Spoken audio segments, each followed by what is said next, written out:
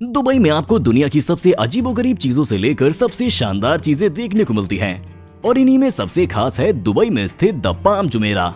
ये आइलैंड इतना बड़ा है कि इसकी खूबसूरती आप सिर्फ आसमान से ही देख सकते हैं। सिर्फ रेत और पत्थर से बनाए गए इस आइलैंड को न सिर्फ समुद्री तूफान से बल्कि अर्थक्वेक्स और सुनामी से भी लगातार खतरा बना रहता है, लेकिन फिर भी 18 सालों से ये आइलैंड गल्फ सिटी में मजबूती से खड़ा हुआ है, जो कि इसको बनाने वाले वर्कर्स और आर्किटेक्चर्स के खून पसीने का सबूत है। तो आखिर इस नामुमकिन प्रोजेक्ट को कैसे मुमकिन बनाया गया और आखिर इस प्रोजेक्ट को कंप्लीट करने में इंजीनियर्स को किन किन तरह की मुश्किलों का सामना करना पड़ा, ये सब आज हम आपको इस वीडियो में बताने वाले हैं। So let's get started. दोस्तों, जब दुबई के पास तेल की कमी हो रही थी और दुबई का सर्वाइवल खतरे में था, तब खुद को बचाने के लिए उसके पास एक ही रास्ता था, जो कि टूरिज्म को बढ़ाना था।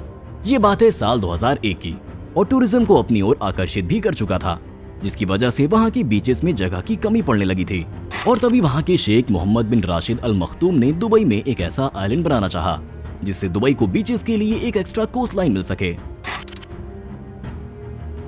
दोस्तों, इस आइलैंड के लिए बहुत से नक्शे तैयार किए गए, लेकिन शेख मोहम्मद बिन राशिद ने सारे नक्शे रिजेक्ट कर दिए और उन्होंने इसका नक्शा खुद तैयार किया, जो कि एक पाम ट्री जैसा था।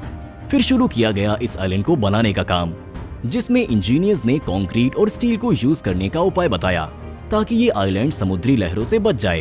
पर दुबई के शेख इसे पूरे तौर पर प्राकृतिक तरीके से बनाना चाहते थे।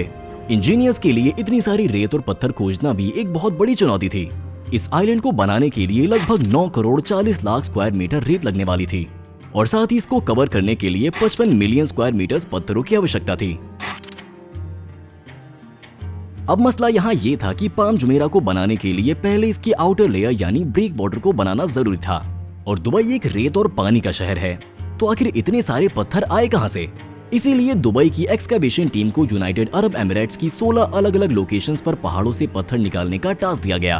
ये लोग पहाड़ों को डायनामाइट से ब्लास्ट करके बड़े बड़े पीसेस वहाँ से निकाल कर ले आते थे, और आपको बता दें कि एक पत्थर 6-6 टन से भी ज्यादा वजन के होते थे, और ऐसे ही लाखों पत्थर दुबई में बड़ी बड़ी शिप के जरिए ट्रांसपोर्ट किए जाते थे। चौंकाने वाली बात यह है कि एक दिन में 40,000 टन पत्थर साइट तक पहुंचा दिए जाते थे। दिन बीतता गया और ब्रेक वाटर बनकर तैयार हो गया। दोस्तों, इस आइलैंड को बनाने के लिए 2.5 साल की डेडलाइन शेख ने दी थी, जो कि इंजीनियर्स के लिए एक चैलेंज था।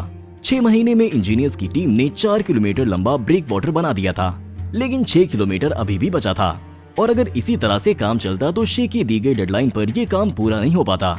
और तभी इंजीनियर्स ने फैसला किया कि हम ब्रेक वाटर के साथ ही साथ पाम ट्री भी बनाएंगे।